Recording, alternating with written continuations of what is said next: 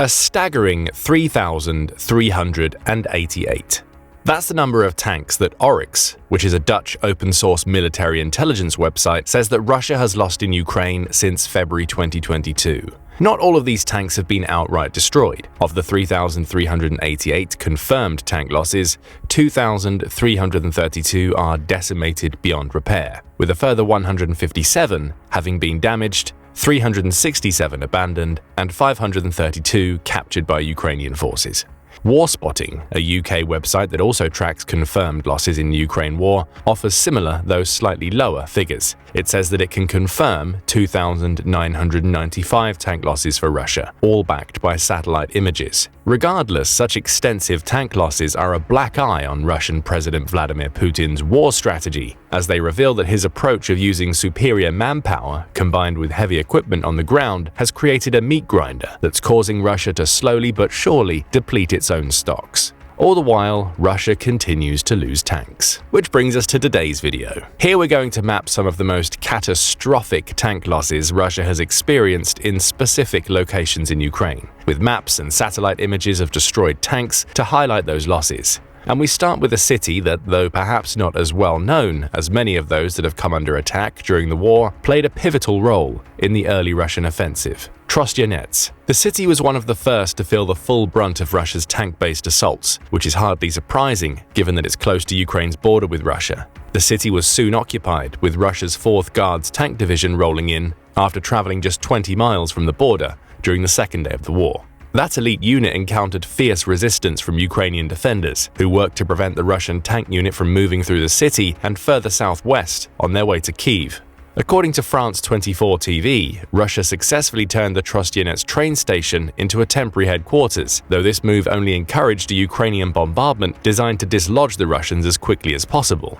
The outlet reports that the counterattack resulted in the destruction or damage of around a dozen tanks, with images of 2 being shared that show the husks of heavy weapons that Russia used. The outskirts of Trostianets weren't immune to these tank buildups.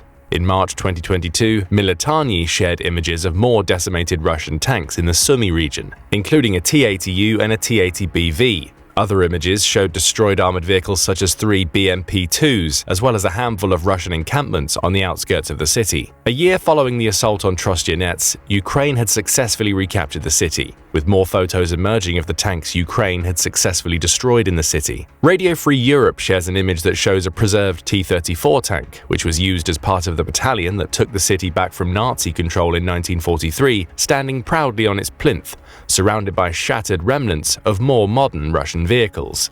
We also see a satellite image of what the city looked like under Russian occupation, with one highlighting the train station used as Russian headquarters surrounded by 24 vehicles, including tanks, all with the famous tank monument standing proudly in the center. Ultimately, Ukraine managed to destroy an entire Russian military column in both its defense and the later retaking of Trostianets.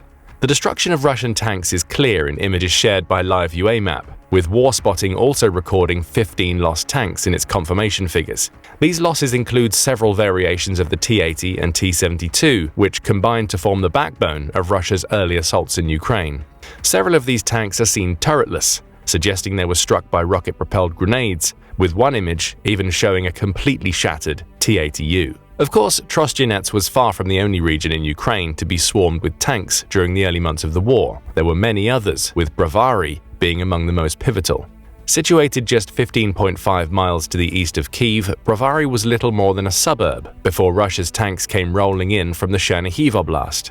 It then became a battleground. Russian troops poured into the suburb as part of a convoy traveling along Highway M01, with that column including both the 6th and 239th Tank Regiments of Russia's 90th Guards Tank Division. Interestingly, Russia didn't dedicate many of its more modern T-80 tanks to this column, instead preferring to focus on the T-72 and its variants, likely under the mistaken belief that they would roll through the suburb without facing resistance. But resistance came. Ukraine attacked the column, attempting to destroy the lead and tailing vehicles to prevent Russia from moving deeper into Brovary while also preventing its escape. Only the former tactic worked, leading to heavy fighting erupting in the suburb as Russia's tanks attempted to escape. Not all of them managed to leave Brovary intact. Dramatic drone shot footage of the assault published by the Evening Standard shows Ukraine's assaults on these tank columns, with several going up in smoke as the rest of the tanks maneuver to make their escape.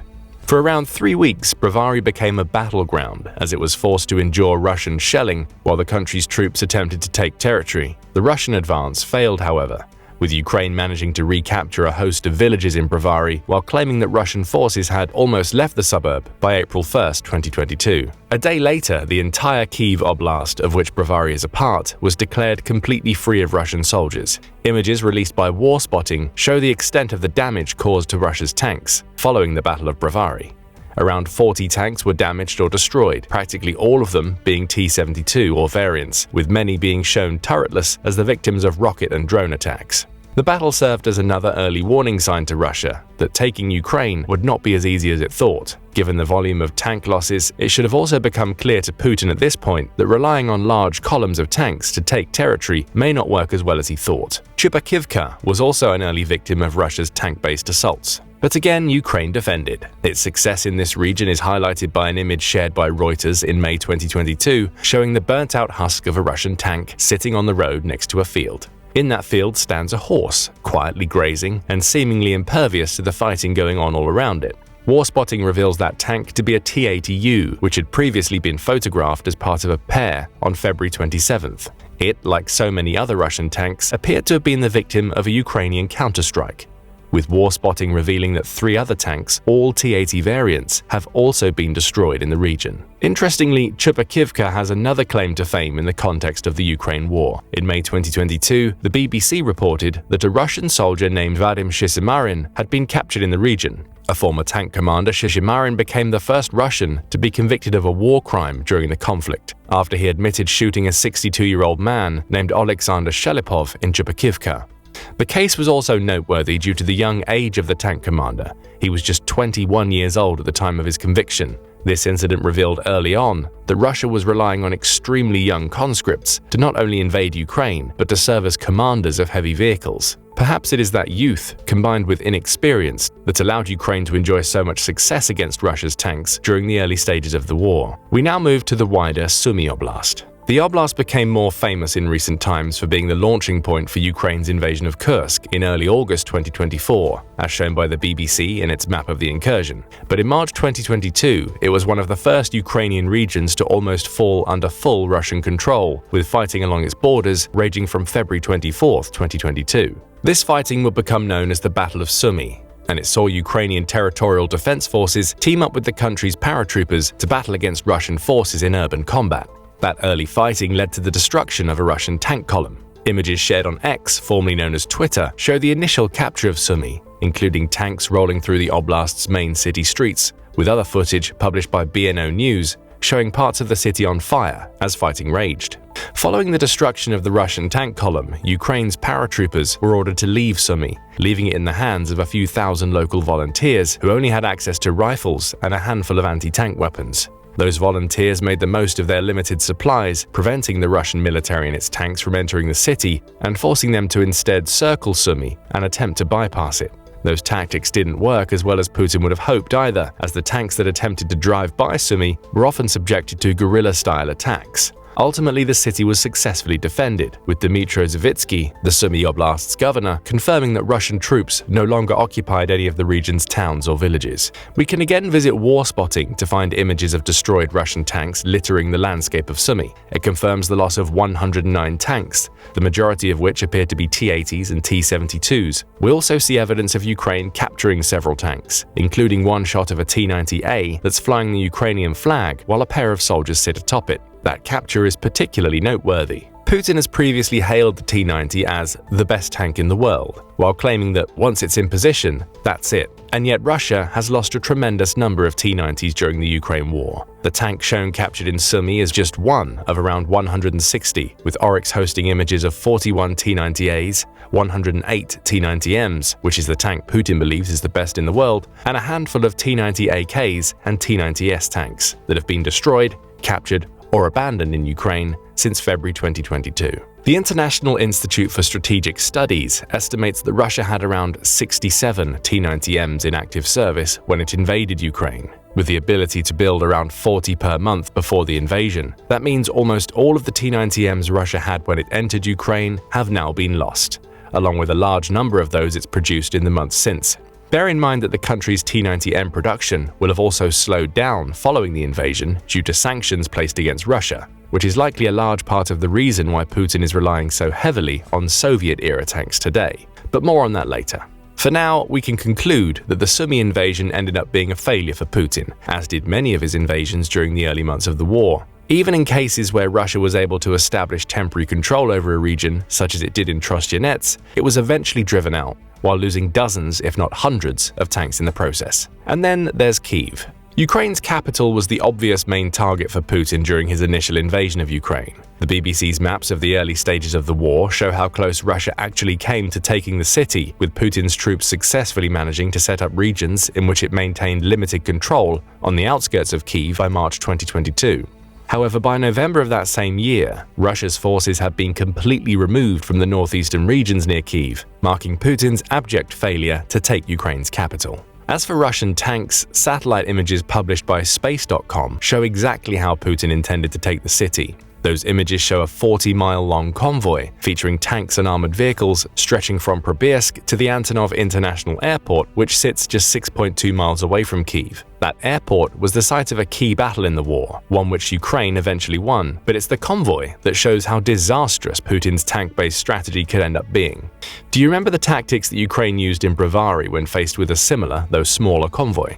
Its soldiers attacked the head and tail of the convoy intended to prevent its advance, while also cutting off its escape. In that case, Ukraine wasn't fully successful. Though it destroyed the convoy's head, the tail remained intact, allowing Russia to withdraw its tanks and launch a secondary assault that led to a wider battle. The tactic proved much more successful against the Kyiv convoy. Speaking to eyewitnesses and military personnel, the BBC revealed that the lines of tanks and armored vehicles attempting to move into Kyiv was less of a convoy and more of a traffic jam. Putin had made a key strategic error. He believed his troops would face such little resistance that they could all drive along one main stretch of road, while giving themselves very few options for rerouting should Ukraine attack. A map shared by the BBC showed the routes this convoy took as it attempted to reach Kyiv, noting that it eventually grew to include 1,000 tanks and 2,400 mechanized infantry vehicles. Ukraine set up checkpoints along the route, and using a combination of rocket-propelled grenades, drones, and even petrol bombs, its soldiers managed to somehow halt the convoy's advance.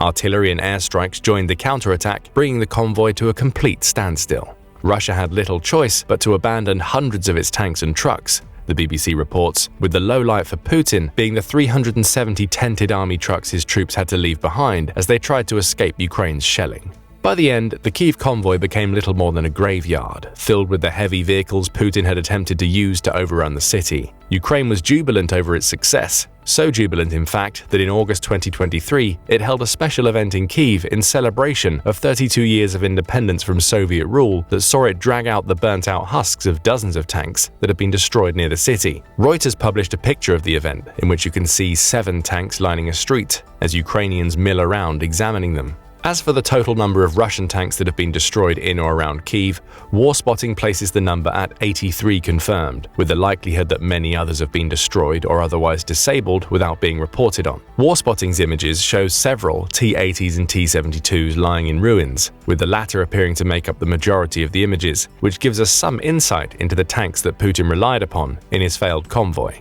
The images are also notable because they include no T-90s, raising the question of why Putin wouldn't use the supposed best tank in the world to try and take Ukraine's capital. Perhaps he already knew something about the tank that the rest of the world would only later discover. It wasn't up to the task. Still, you might get the impression that the destruction of the convoy that attempted to enter Kyiv, along with the other examples shown here, demonstrates that Putin's tanks haven't had any success in Ukraine. That isn't the case. However, every success Russia has enjoyed has come at a heavy cost of personnel, equipment, and tanks. We go next to the city of Kherson in Ukraine's south. After storming the city for about a week, starting on February 24, 2022, Russia successfully captured Kherson on March 1st. What followed was a military occupation of the city involving up to 35,000 soldiers, with the BBC showing that Russia had full control by the end of March 2022. Then came November 2022, and Ukraine had regained much of the city. The BBC's maps show Kherson highlighted in blue, signifying that it's now under Ukrainian control once again, though still under threat due to being so close to Mariupol and several other regions in South Ukraine that are still under Russian control. But what about tanks?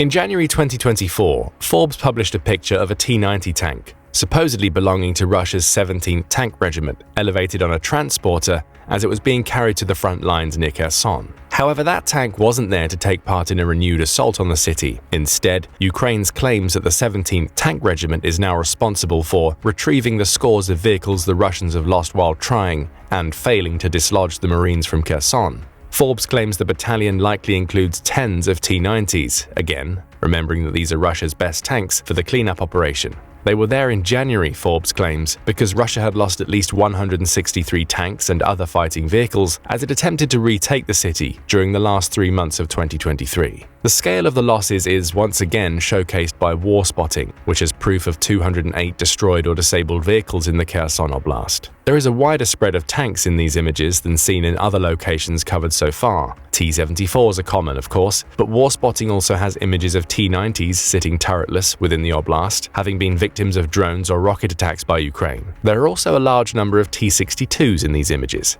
which are tanks that first entered service in 1961 during the height of the Soviet Union. From these images, we again see evidence of Putin being forced to rely on Russia's older tank stock to maintain his assaults on Ukrainian territory, with the handful of T-90s shown destroyed also demonstrating that even his most modern tanks can't withstand Ukraine's attacks. Now the T-90s are relegated to cleanup duty. As for the T-72s and T-62s, dozens of them line the roads and fields of the Kherson Oblast, as a stark reminder to Putin that even his initial successes often end up in failure. Then we come to Kharkiv, where Putin may have had some early success in Kherson before being forced to withdraw. Kharkiv was subject to an extensive battle that saw Russia fail to gain any ground while losing hundreds of tanks in the process. Located just 19 miles south of Ukraine's northern border with Russia, Kharkiv was a major military target for Putin in the early stages of the war. February 24th saw 20,000 Russian soldiers gather in Belgorod just north of that border, with the goal apparently being to occupy Kharkiv within 2 days.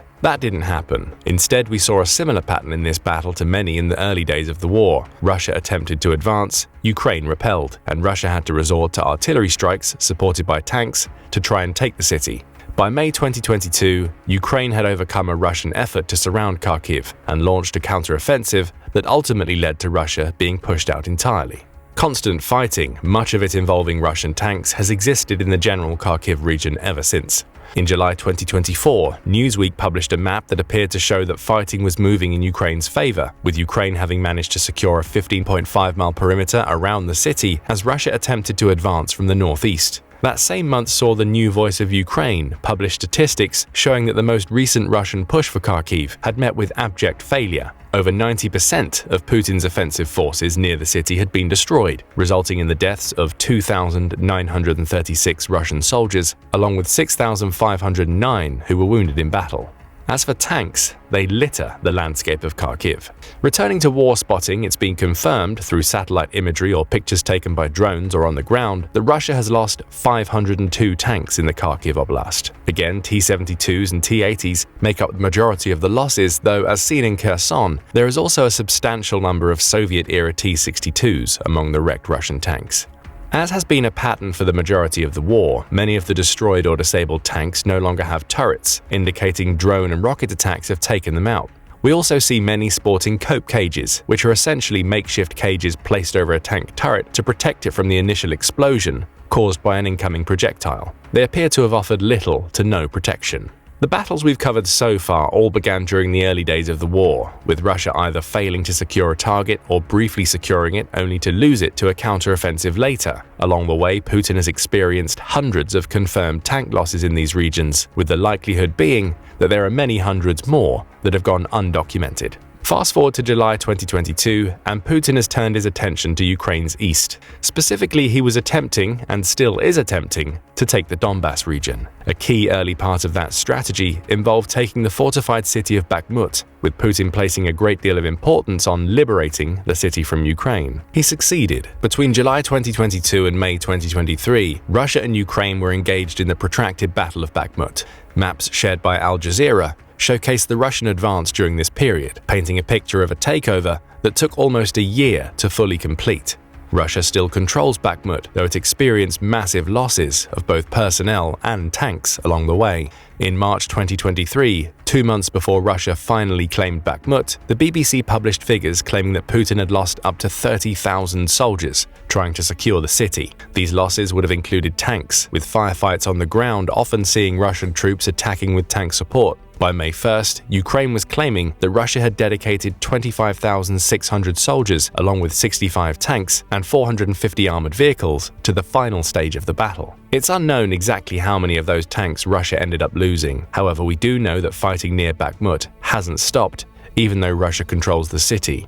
In October 2023, for instance, Newsweek published a story claiming that a single battle in Bakhmut had resulted in Russia losing 6 tanks in just 24 hours. While it's unlikely that this rate was the standard for the main Battle of Bakhmut, it shows just how much damage Ukraine can cause.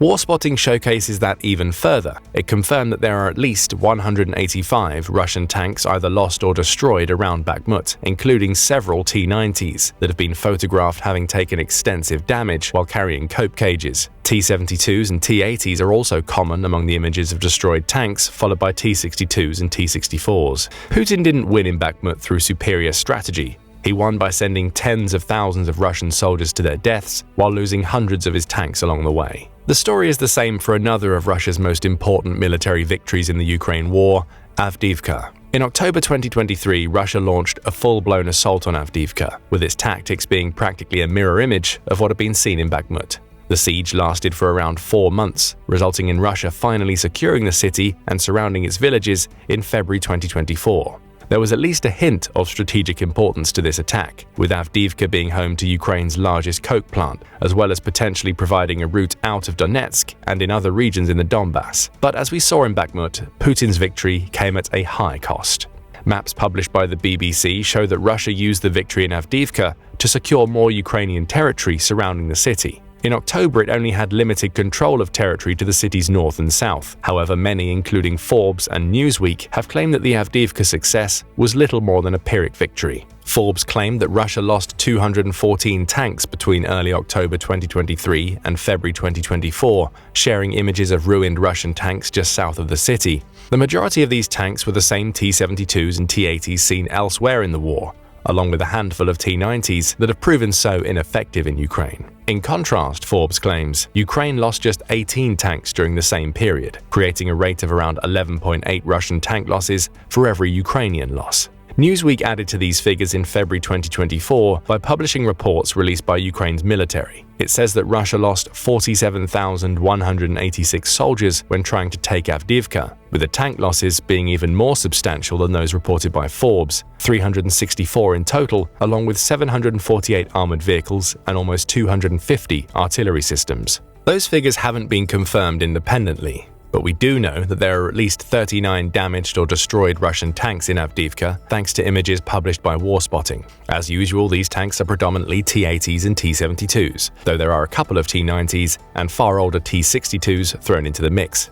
Cope cages are seen on many of the tanks too, showing that using these protective measures had become a common Russian tactic by the time of the Battle of Avdiivka, even if so many images of destroyed tanks show that they were ineffective. What can we deduce from all of this information? In every major battle against Ukraine, Russia has relied on tanks to place pressure on its enemy. The result has been catastrophic losses, adding up to over 3,000 confirmed, and the likelihood of many more thousands of lost tanks that haven't been photographed. And to demonstrate how desperate Putin's tank situation is becoming, we can once again rely on satellite images. In August 2023, Universe Space Tech published satellite images of a hidden Russian military storage facility in Siberia. The before and after pictures show that the vast majority of that facility's tanks are already gone, which is a situation that's being mirrored in almost every other storage facility Moscow controls. It's these extensive losses that led to former Russian President Dmitry Medvedev claiming that Russia intended to boost tank production to 1,500 per year in March 2023. It needs to make more tanks because it's losing so many. Newsweek followed up these reports almost a year later with an article in June 2024 revealing that AI-powered analysis of satellite images had revealed that Russia's tank situation is dire. Examining 87 military sites, including 16 that were known to be bases that store tanks,